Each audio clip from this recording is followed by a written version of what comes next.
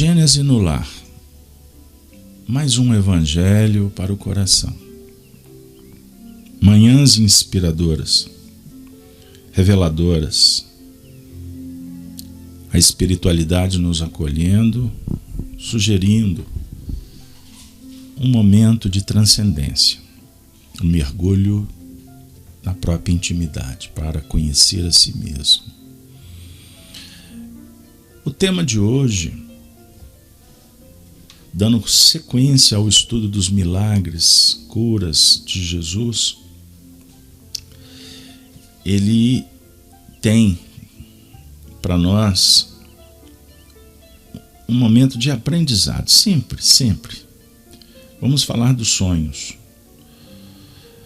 Iniciamos ontem um trabalho acompanhando a publicação de Kardec no livro A Gênese, quando ele vai tratar desse assunto para esclarecer, usando a chave do conhecimento espírita, quanto às passagens de Jesus. E hoje vamos trabalhar com o tema sonhos, que é o item 3 do capítulo 15 do livro A Gênese.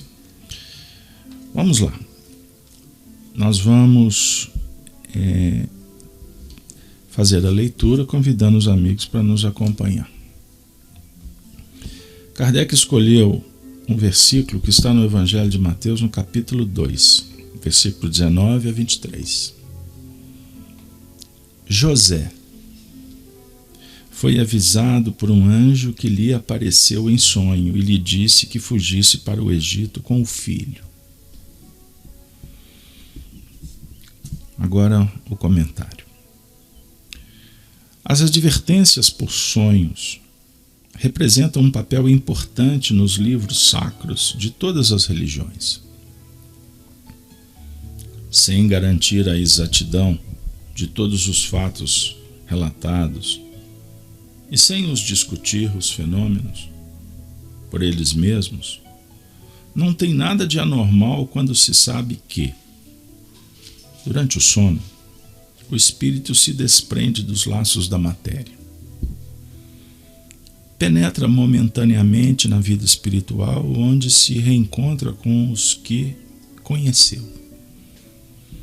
E frequentemente esse momento que os espíritos protetores encontram para se manifestar a seus protegidos e lhes dar conselhos mais diretos.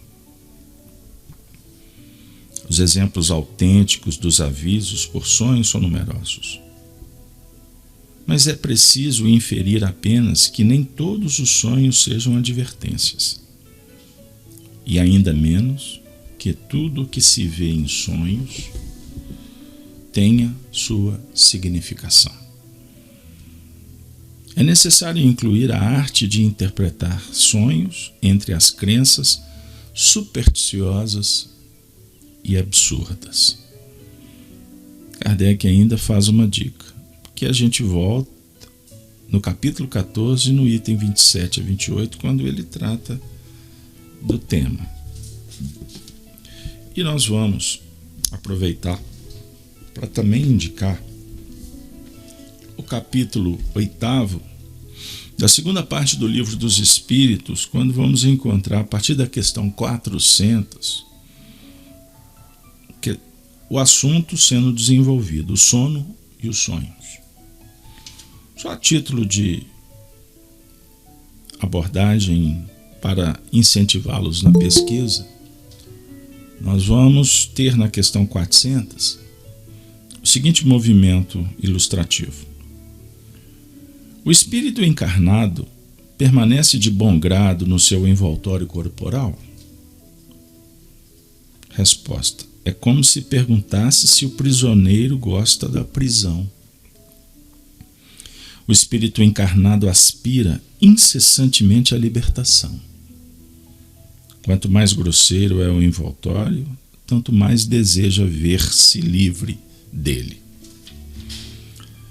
Pois bem, a abordagem no Livro dos Espíritos dialoga então com as questões da libertação. O assunto é desdobrado, dando ensejo para refletirmos por exemplo, sobre a necessidade do espírito de se deslindar do corpo momentaneamente. Como se numa travessia difícil, um oásis, um refrigério, um instante para respirar um ar mais puro. Todos nós ansiamos por isso, inconscientemente. Natural, porque na vigília o nosso interesse é resolver as nossas questões do mundo, as nossas tarefas. Vamos descansar, embora aprendendo, numa dinâmica diferente. Vou usar uma expressão de André Luiz na sua obra, quando ele diz que a reencarnação é um berço que o plano espiritual aprimora. Então, na reencarnação evoluímos, fixamos caracteres, reflexos, condicionamentos, lidamos com a nossa bagagem. E o mundo espiritual, a dinâmica do psiquismo se torna diferente, uma vez que ele não está preso à veste do corpo, a veste que é o corpo. Aliás, o próprio André Luiz compara o corpo a um escafandro que um mergulhador utiliza. Olha que interessante a imagem. E quando anda no fundo do rio, ele vai sentir um peso, o peso, a pressão, as dificuldades que limitam movimentos. E a reencarnação, André Luiz ainda afirma que nesse rio o mergulhador estará observando águas turvas, a definir que ele não consegue enxergar com clareza. Então, quando voltamos para o mundo espiritual, nós deixamos o escafandro, repousando no corpo, na cama, porque ele necessita para recompor o desgaste. Mas o espírito não se desgasta. Então, quando no mundo espiritual, desenvoltura, raciocínio, sensibilidade, mediunidade. No mundo espiritual também exercitamos essa faculdade. Reflitamos sobre isso. Porque lá no mundo espiritual não é um lugar só. São muitas moradas na casa. Olha que interessante. E vamos para o mundo espiritual que nós definimos por escolhas, por merecimento. Então, o ensino Emmanuel é que ninguém dá um salto além do campo mental que nos autoriza a trabalhar. Então, no mundo espiritual nós temos muitas moradas.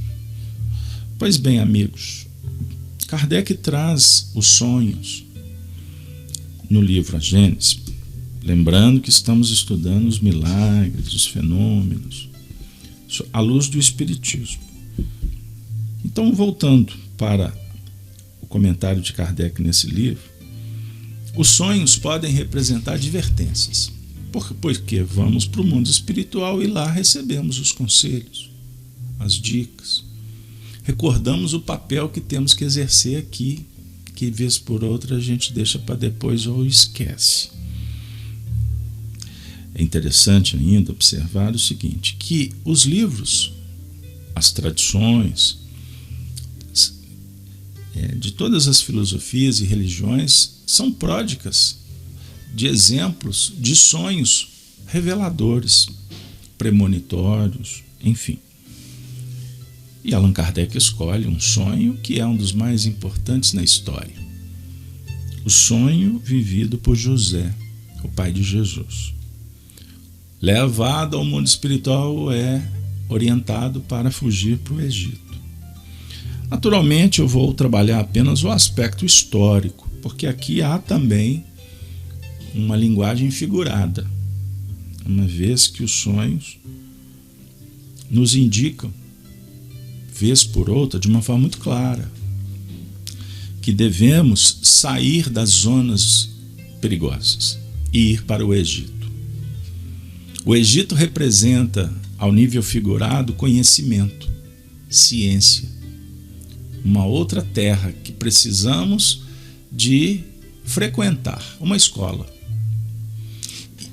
Porque muitas vezes nas injunções do dia a dia, a gente fica com os olhos apenas voltados para a terra, para onde estamos pisando, e precisamos de recordar dos planos de elaboração, das metas a serem alcançadas.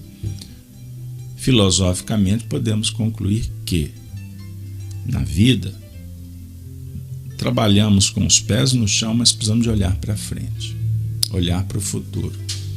E, se possível, vasculhar o passado, que nos visita a todo momento, através das tendências, dos convívios, uma vez que estamos todos dentro de uma engrenagem perfeita para o momento atual de crescimento. Tudo que está à nossa volta é o que nós precisamos. Podemos até adquirir mais, motivar, buscar, se esforçar, mas jamais deixar de valorizar o que temos à nossa volta, o nosso entorno, sejam pessoas, coisas, situações, tudo muito bem encadeado. O homem sem fé não acredita, desvaloriza e perde muitas oportunidades, mas faz parte para que ele adquira fé amanhã. Porque quando não se presta atenção nos sinais da vida, a tendência é a gente bater com a cara na porta. Ou então tentar dar murro em ponta de faca. É simples assim, não é difícil de concluir. Vinícius e Toquinho fizeram uma música belíssima que diz que a vida só dá o que a gente dá para ela, dentro de um contexto de causalidade e efeito.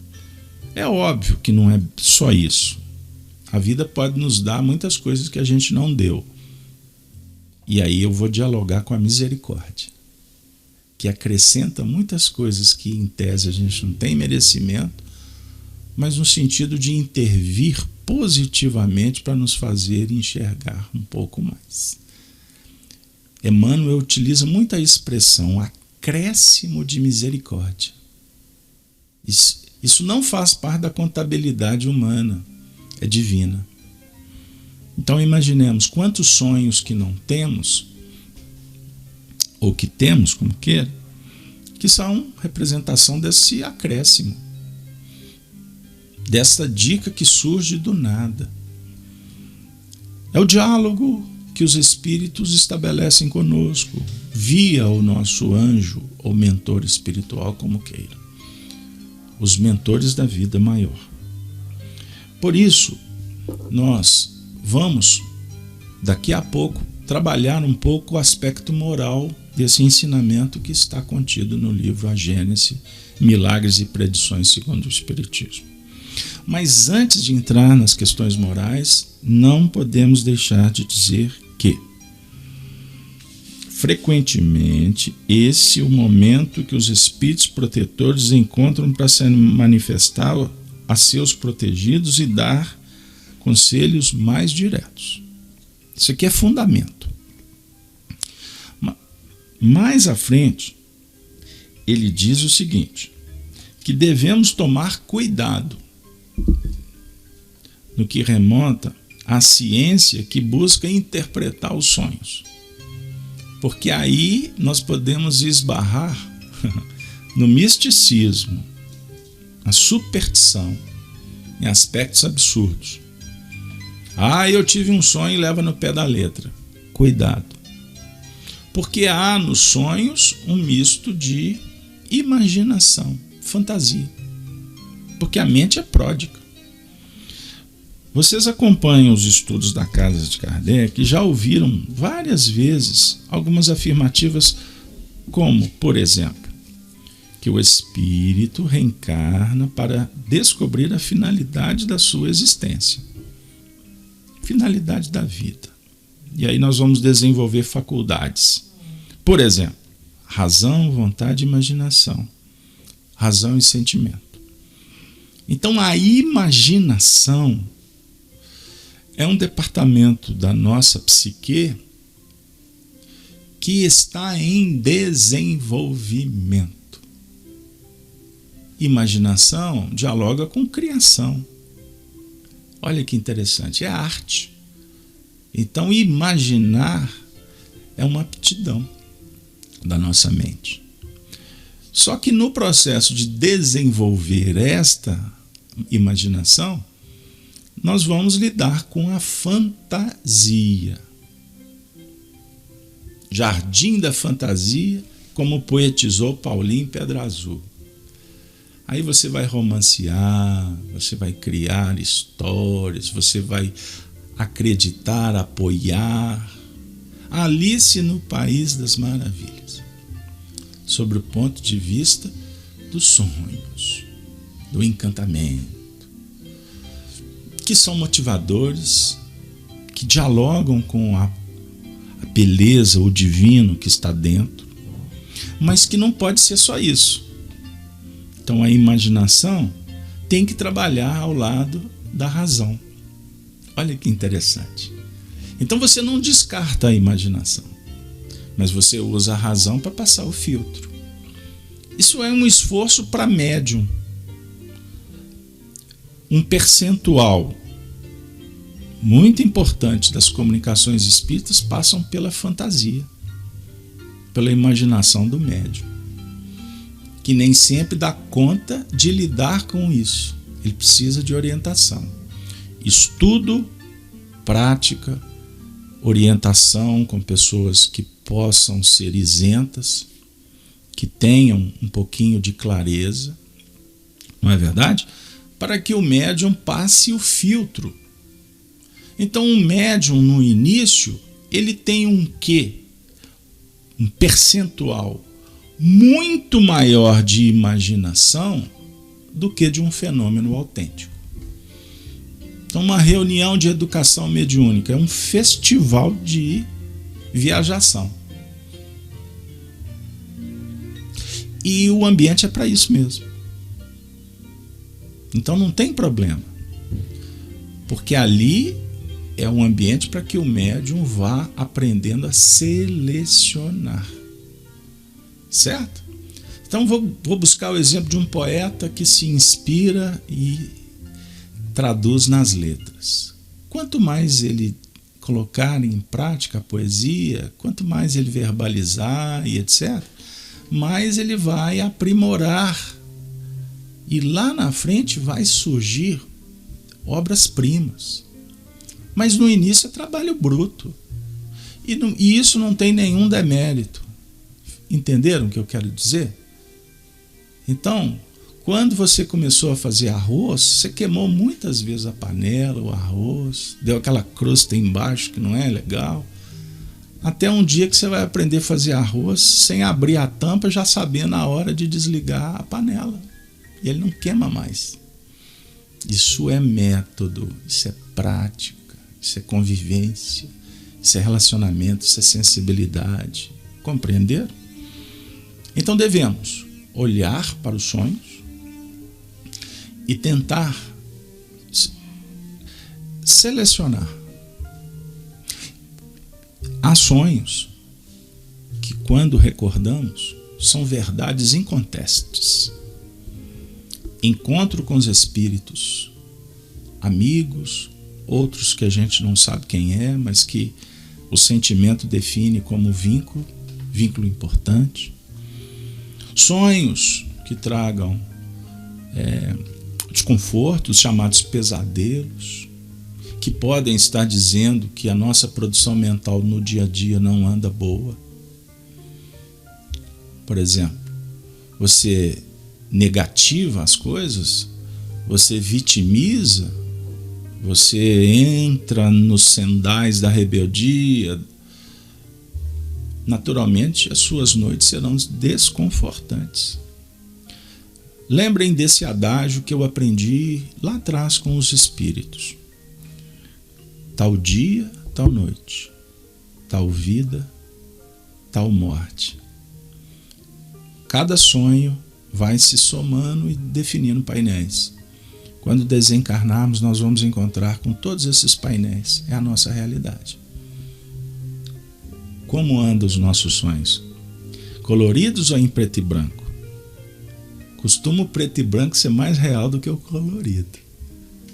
Então tire as suas conclusões, porque para um bom fotógrafo, a fotografia preta e branca ela pode dialogar mais com a realidade, porque as cores podem distrair. O preto e branco pode te convidar para penetrar na arte daquela cena fotografada. Aí vai do ponto de vista de cada um. Tudo depende de como nós analisamos a vida. Então tomemos cuidado com as fantasias, mas prestemos atenção na imaginação, porque ela nos aproxima pelo coração da verdade. Então razão e sentimento voltam para dar as mãos e caminhar juntas. Então, quanto aos aspectos morais do sonho, agora chegou aquele momento especial, quando vamos receber virtualmente no Gênesis no Lar a presença bem objetiva, firme e amorosa de Emmanuel, o Espírito bondoso, que no livro Palavras de Vida Eterna traz a notícia para o dia.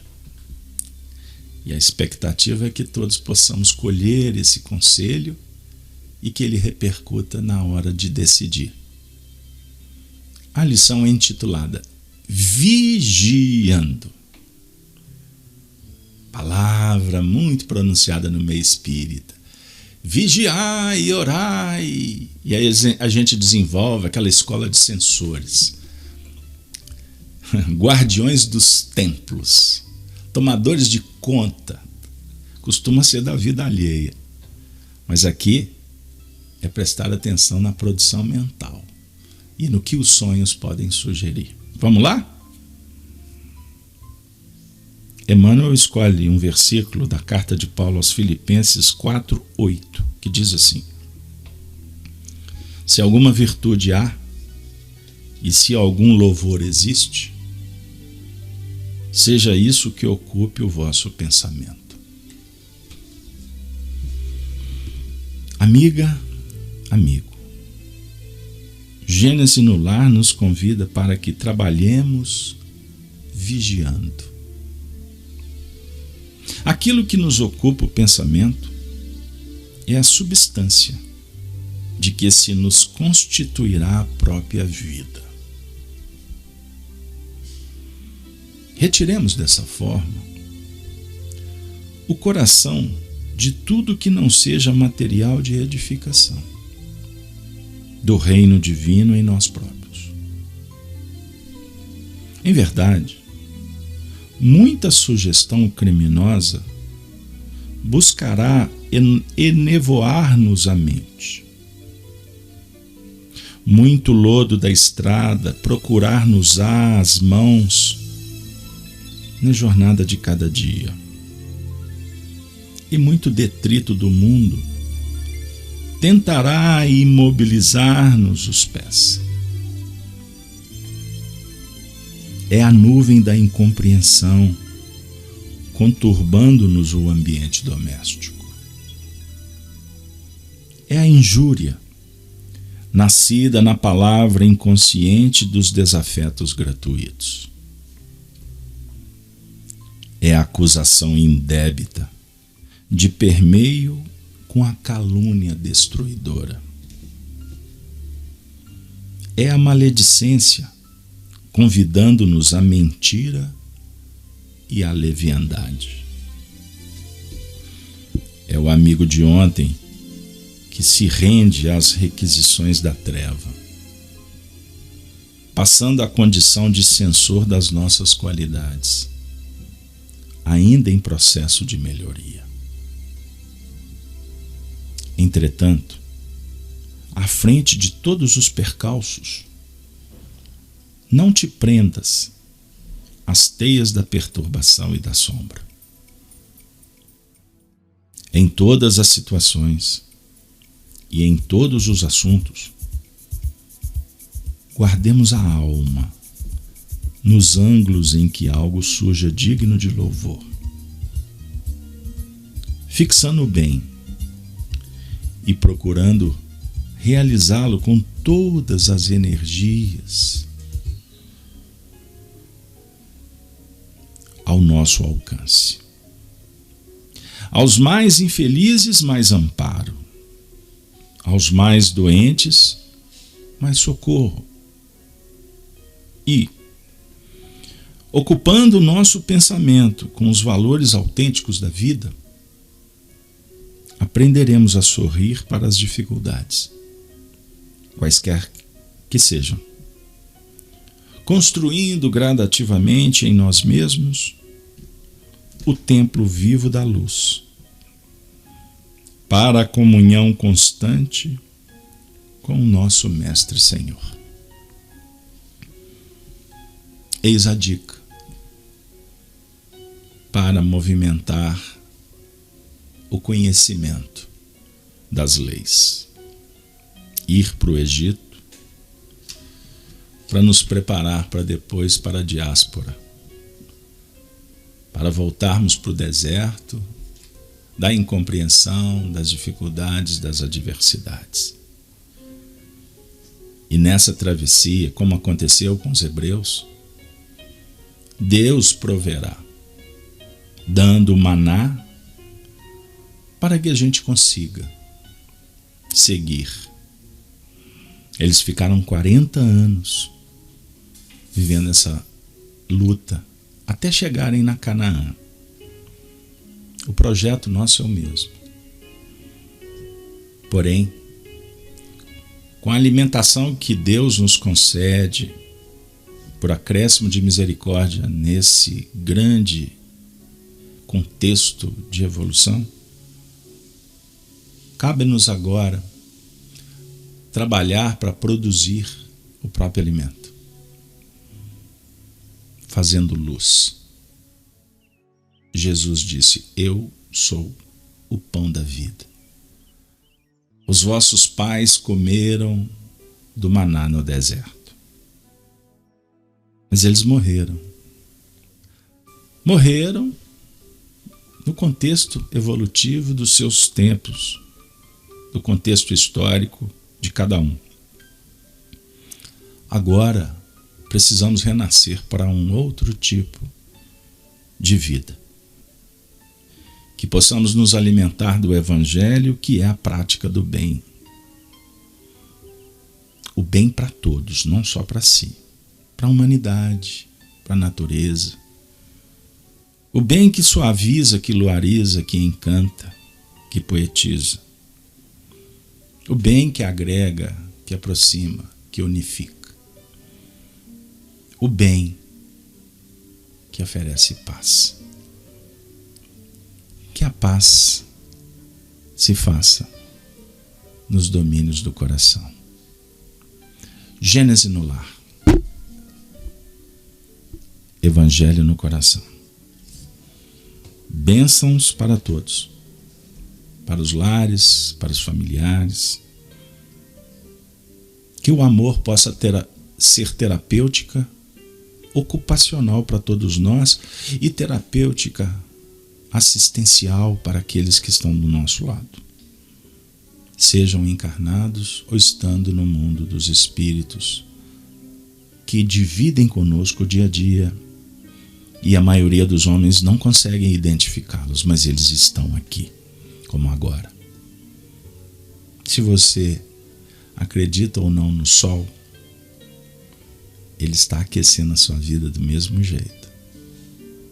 Se você não acredita nos espíritos, me desculpe, mas eles somos nós amanhã, quando não teremos mais o corpo de carne e vamos continuar a vida.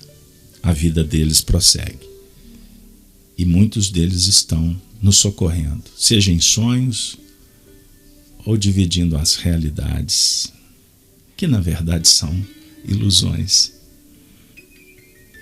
Ou aqueles que tentam nos impedir por ignorância, se sentem com direito de cobrar alguma coisa, ou aqueles que estão precisando de amigos, superiores, iguais, inferiores, não importa. O importa é fazer luz, amar, como se não houvesse o amanhã. Pense diferente e faça a diferença. sua vida vai ser muito melhor. Eu não tenho dúvida disso. Os Espíritos afiançam. Por isso, unamo-nos, pois juntos podemos mais. Não esqueça disso. Compartilhe essa ideia. Se fez bem para você, divida o pão. E tenha um dia de prosperidade, saúde e paz. Ave Cristo. Ave Cristo sempre.